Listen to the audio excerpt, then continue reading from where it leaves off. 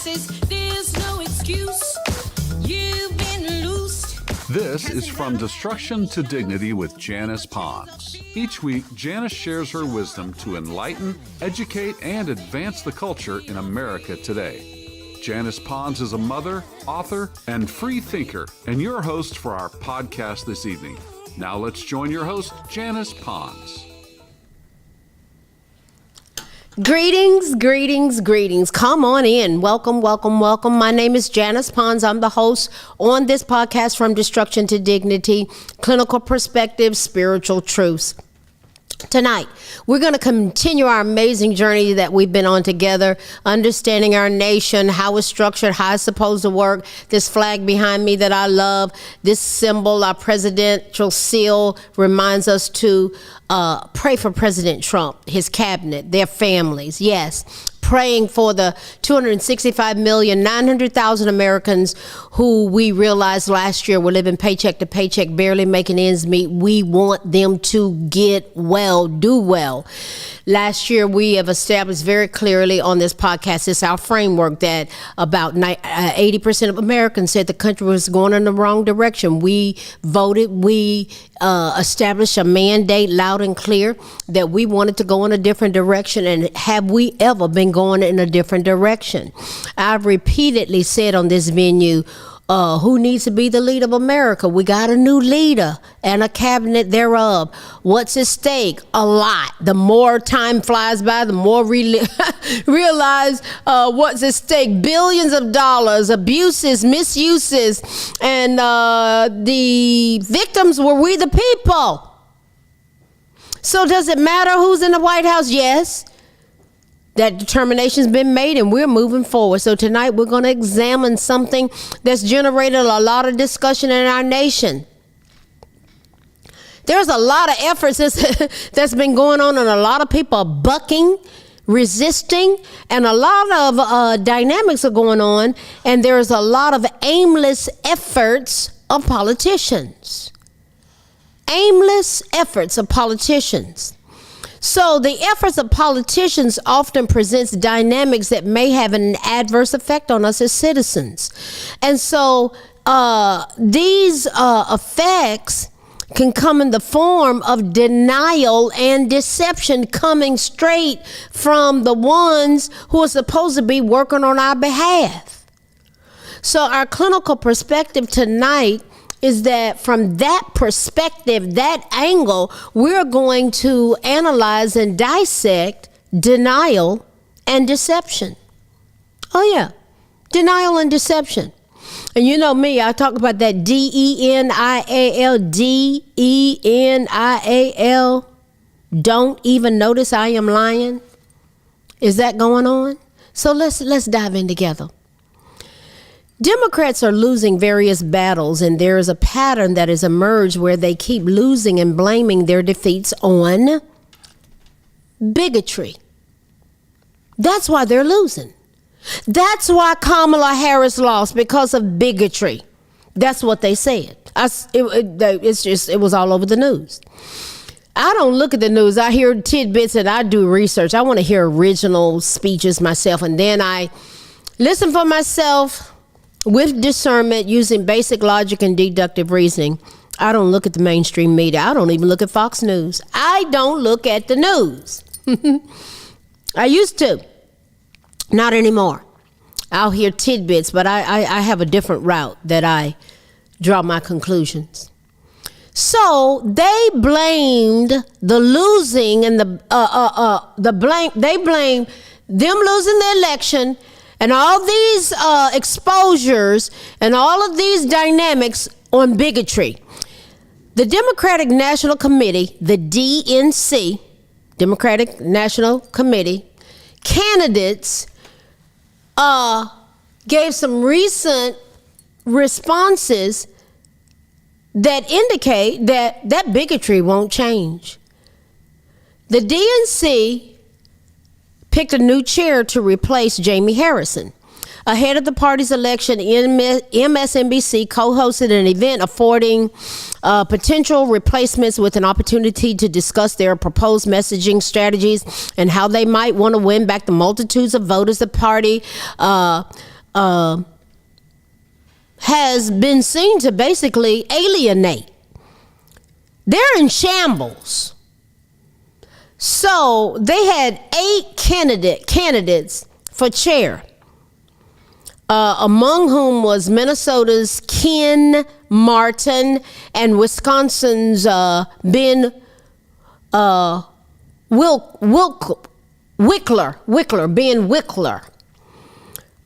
They were front runners. And they made it abundantly clear during the forum that the Democratic Party will not jettison the failed identity centered thinking. In other words, we're not getting rid of it. They're not getting rid of it. So they're holding on to what didn't work. They're not going to jettison the failed identity-centered thinking and messaging that helped them lose the White House, that helped us to get a GOP trifecta.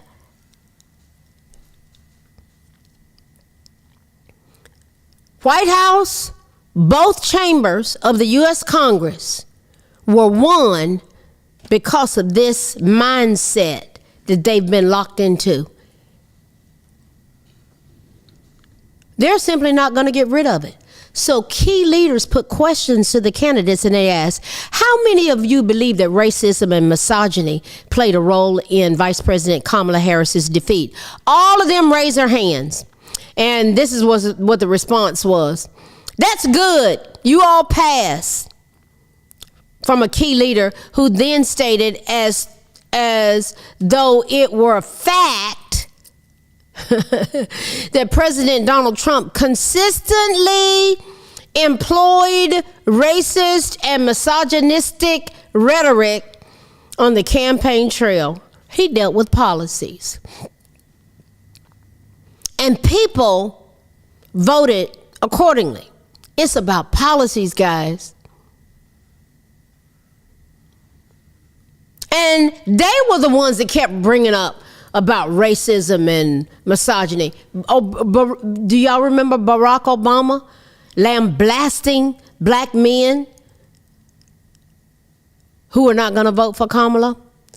Blaming racism and misogyny may have been an easy way to account for Harris's relative unpopularity. However, doing so deterred Democrats from addressing issues actually driving voters away, such as their candidates' radicalism, Harris's positional weakness on important matters such as the cost of living, the fallout of open border policies and crime, and her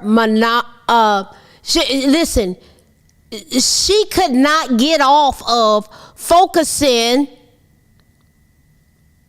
on attacking Trump. Her choice of running mate, Tampon Tim, that was the name he got. Her candidacy's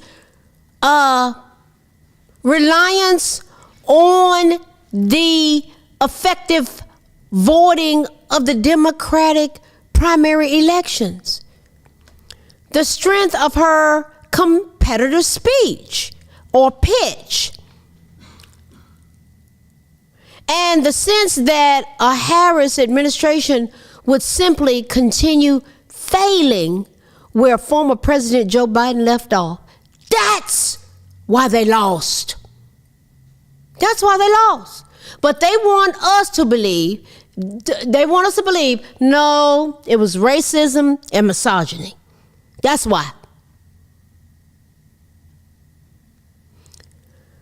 The DNC chair race is important for sending a signal to voters that Democrats have learned a lesson and will do things differently going forward. That's how it's supposed to be. But will they do anything differently? For instance, rather than figure out why Harris's promise of legalizing dope wasn't enough to win over black males, it's like, we want to set you up that you can sell marijuana. It wasn't enough to get black male voters. Or why the very suggestion might come across as deeply offensive. Why did they see that as offensive? Was she interested in knowing why black males were offended by that? And that's what Obama was pushing as well. Are they interested in knowing why black men saw that as offensive? Obama presumed the once reliable Democratic voting bloc just wasn't feeling the idea of having a woman as president. That's what he's, well, hold on. I remember when he met with them, scolding them. So, well, it just looks like y'all not feeling the idea of having a woman as a president. Not even giving them credit for looking at policies. Democrat Representative Maxwell Frost from Florida, seeing similar polls indicating an aversion to Harris, suggested in October 2024, this is what Maxwell Frost said: there's still a lot of this bigotry in this country, in terms of sexism, in terms of racism, and we still have to work at getting over that. Democrats, allies in the media, have played the same losing game. It's old. It's stale. It's not working anymore. Ahead of her first failed presidential run, first one, Harris suggested that America just might not be ready for a woman and a woman of color to be president of the United States of America. ABC News dutifully raised the question, is Kamala Harris proof that America isn't ready for a woman of color as president? Alicia Jones, a black Howard University alumni, told the liberal outfit at the time, I didn't vote for Barack Obama just because he was black. I voted for him because he was smart. I voted for him because he had a record that showed me the things that he did. It didn't matter that he was only a senator for 5 minutes, she said.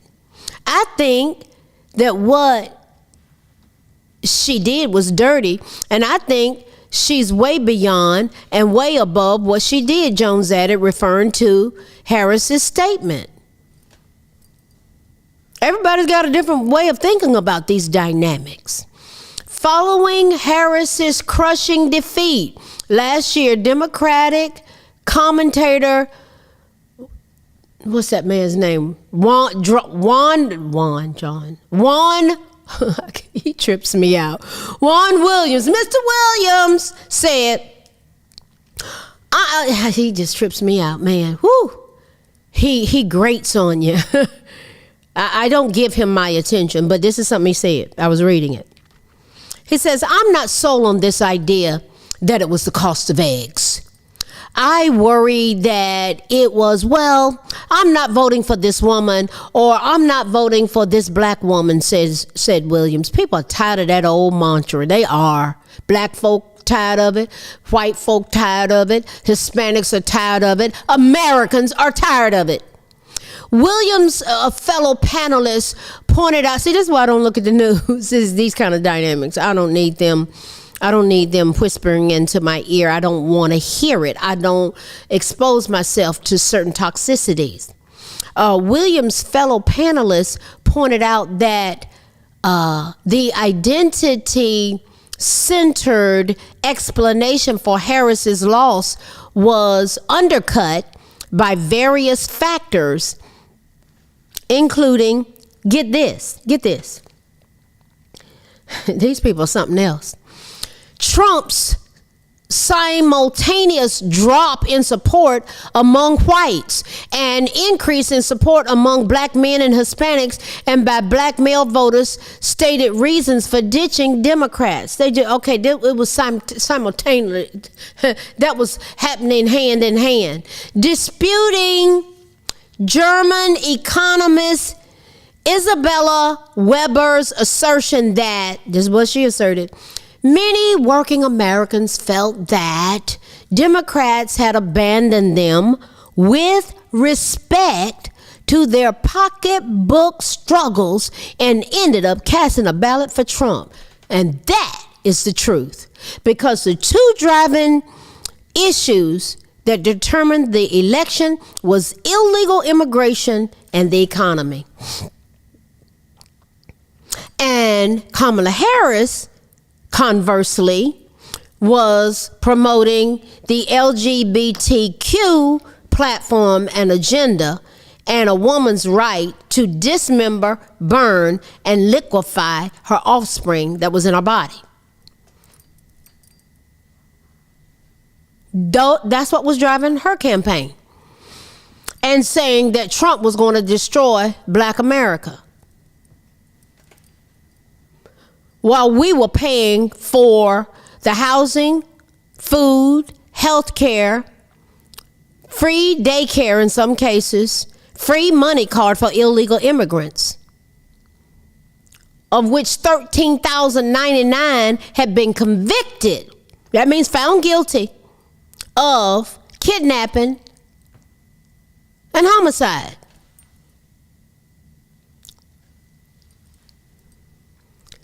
The nation's race-obsessive justice correspondent, Ellie Meistel, adopted a similar line to Williams. They all say the same thing, and they haven't figured out that it's not working. This is what she claimed. She claimed that Harris's loss was not the economy, stupid. Trump ran on pure, unadulterated white identity politics and hate, and white hot hate won. She's a liar from the pit of hell. She's a liar. See, this is what they push. And for many, y'all have seen this. Some have become delusional. Their values and their belief systems are so entrenched that they have a delusional set that has entrenched into their minds.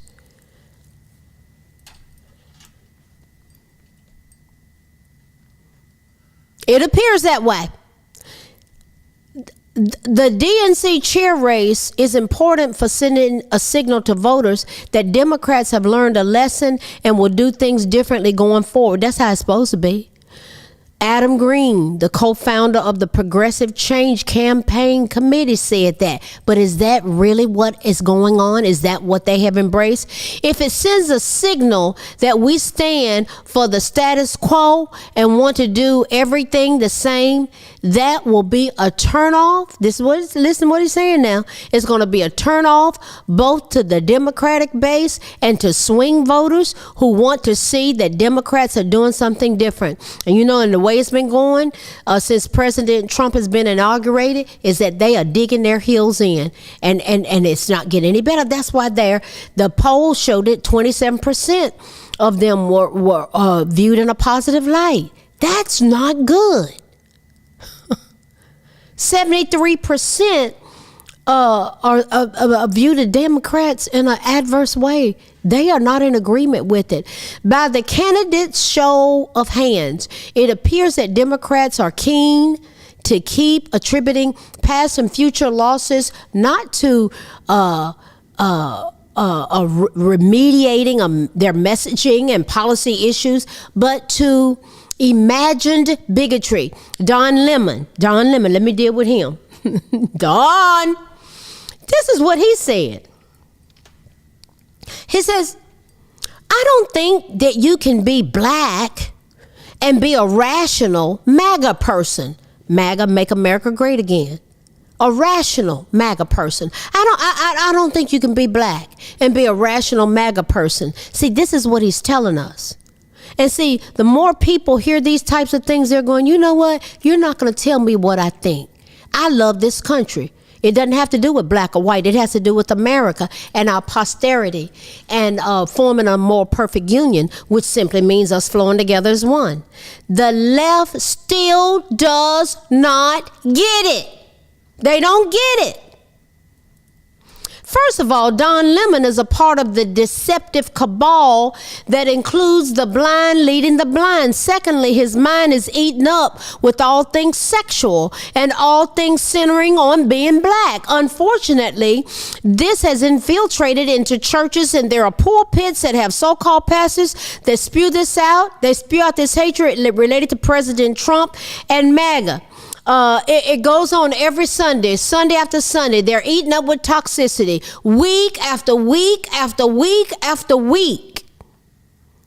So from Don Lemon to far too many pulpit platforms, some people, they're just deceived, they're manipulated, and they are controlled. And they'll show up in these churches and they're hooping and hollering and thinking God got something to do with it.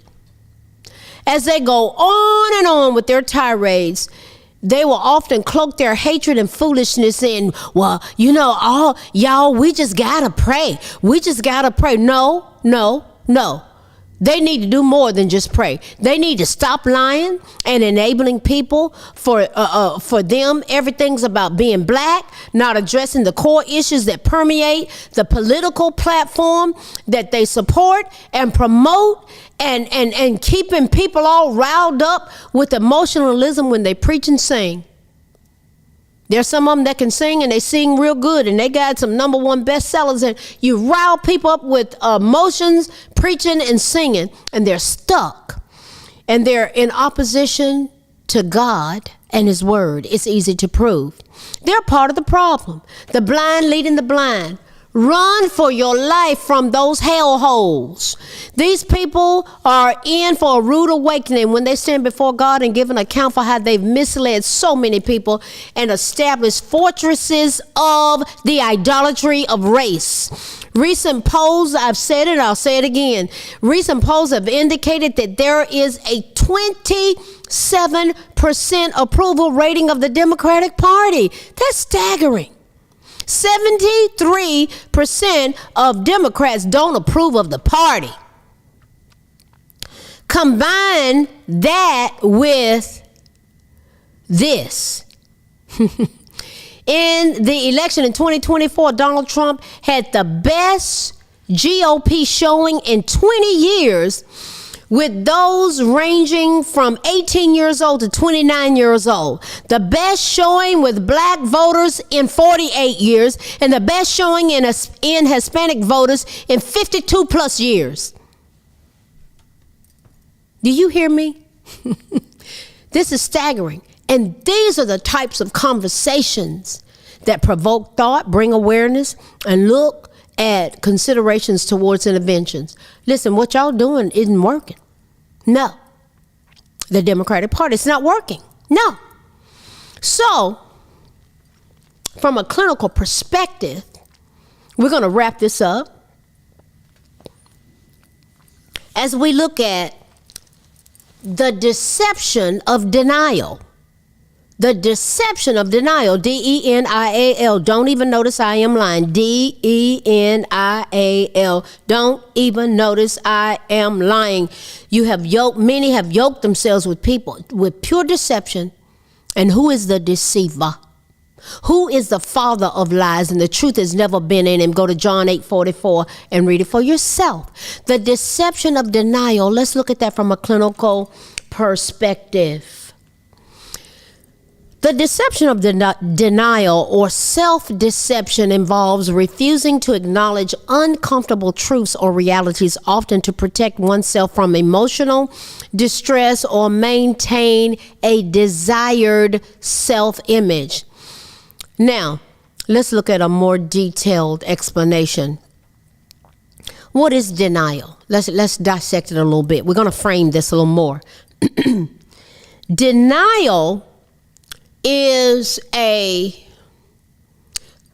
a psychological defense mechanism where an individual refuses to acknowledge or accept a painful or threatening reality, even in the face of overwhelming evidence to the contrary. Let's look at self-deception.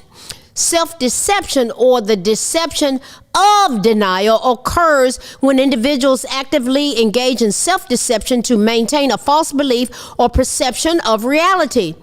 Now, why? Why do people do it? What are the motivations for it? Why does it drive them? Why? What's going on there? People may engage in denial or self-deception for various reasons, including emotional protection to avoid the pain, fear, or anxiety associated with confronting a difficult truth. I never will forget a conversation that I had with my mom when she was about 90 years old, and she was beginning to get exposed to history that was accurately told. Mom is now 101 years old, so this was 11 years ago.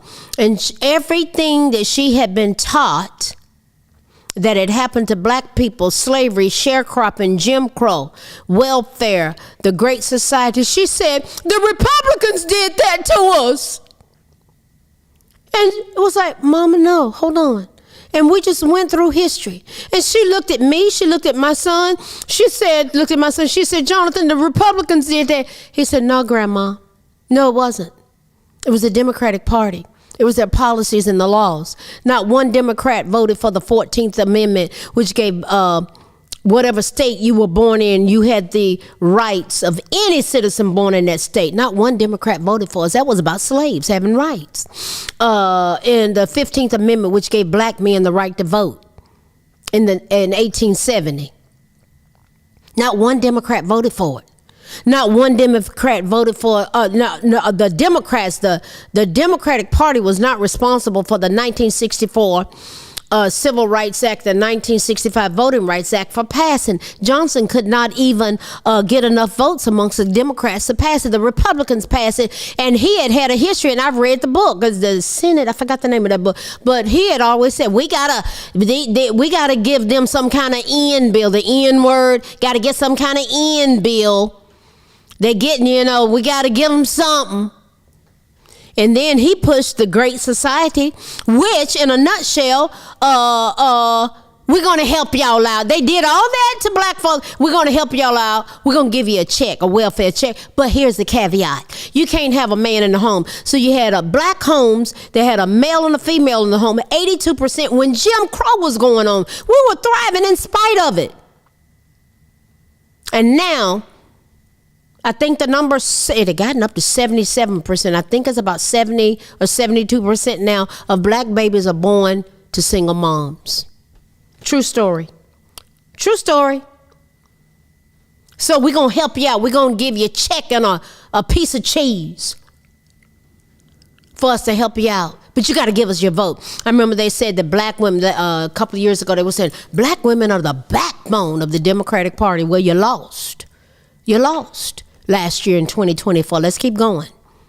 So what are people holding on to with this deception? See, they've lied. They pushed that lie. We're for you. No, they're not.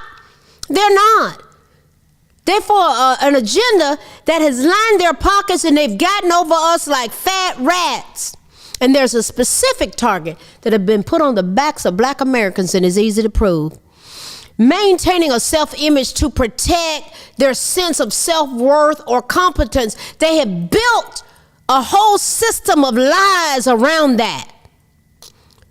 Why else is this deception going on? And people embrace this deception to maintain a self-image, to protect their sense of self-worth or competence. Listen, they have fed us a whole line. There's a whole culture built around this. And then what they did, they came and hijacked, added on all this inclusion stuff on the whole black, and even had the nerve to say gay is the new black. Are you kidding me? That was hit stone to black folk. You see what's going on? Here's another dynamic. Social pressure. What's going on with that? To conform to group norms or avoid conflict. You gotta think, all black people gotta think alike. All Gemma, you gotta think like we think, child. We gotta all stick together. Why? Because we black. That's what I was taught. And if you don't, you end up in conflict just because you think differently. And if you become a Christian conservative constitutionalist, you're going to be in conflict. Why else are these dynamics going on? Ideological beliefs. They're ideologies. These beliefs are entrenched. If you couple slavery and whipping and all of that, slavery, sharecropping, Jim Crow, welfare, but we going to help you. And then they don't even care about you now. They replace black folk with illegal immigrants. That's why they were bringing them in here. And we'll give you a check. Oh, yeah. This is true, guys. What are these ideological beliefs about? To uphold deeply held beliefs or values, even when they are contradicted by evidence. Ignoring warning signs. Here's some examples. Let's look at this a little more. Ignoring warning signs of a serious illness. People might deny the possibility of having a serious illness despite experiencing symptoms. Denial will get that deep. Refusing to acknowledge a relationship problem. A person might deny that there's a problem in their relationship, even when it's obvious to others. Walking away with a black eye, walking away after getting big, you know, it'll be all right. I upset him. Come on. Are there consequences of denial and self-deception? Are they? People lost their lives because of it. Denial and self-deception can have negative consequences, including stunted personal growth by refusing to confront reality. It becomes delusional. Individuals may prevent themselves from learning and growing. Damaged relationships. Denial can lead to misunderstandings and conflicts in relationships. Poor decision making. By ignoring the truth, individuals may make decisions that are harmful to themselves or others. You can have social problems. Ideological denialism can stand in the way of good public policy. That's what we've been dealing with. What is the root cause of deception, guys? The root cause of deception often stems from a desire to gain an advantage, avoid negative consequences, or protect oneself or others. It's driven by factors like self-interest, fear, or a need for control. Now, let's look at this. But this is so important. This is a core of what's going on in the souls of people that are around us in our families. We're surrounded by this dynamic that has tried to destroy our nation. What are some motivations for deception? There are some instrumental motives. These involve using deception to achieve a desired outcome, such as gaining resources, power, or avoiding punishment. They don't want any accountability for all this stuff that's coming out. There are interpersonal motives. These relate to protecting or promoting oneself, maintaining relationships, or avoiding conflict. Like Maxine Waters, we don't know what they have on us. Maxine, identify motives. These involve deceiving others. Identify. It's identity. Identity motives. Yeah. These involve deceiving others to project a certain image or maintain a specific self-perception. Then there's self-protection. There's a lot of that going on. Deception can be used to shield oneself from harm, embarrassment, or negative judgment. Then there's fear of punishment, social disapproval, or loss of control can lead to individuals to deceive others. They have majorly deceived us in this nation. Then there's a need for control. Some individuals may resort to deception to manipulate situations or maintain a sense of power. There are types of deception, such as lying, deliberately making false statements to mislead others. They've lied to us. Types of deception: they cover up, concealing information or actions to avoid detection or accountability. Then there's self-deception, distorting reality or beliefs to protect oneself from uncomfortable truths or feelings. This stuff is rampant, guys. Then there are psychological factors where it gets into personality traits. Certain personality traits, such as high levels of narcissism, it can be associated with a greater tendency towards deception.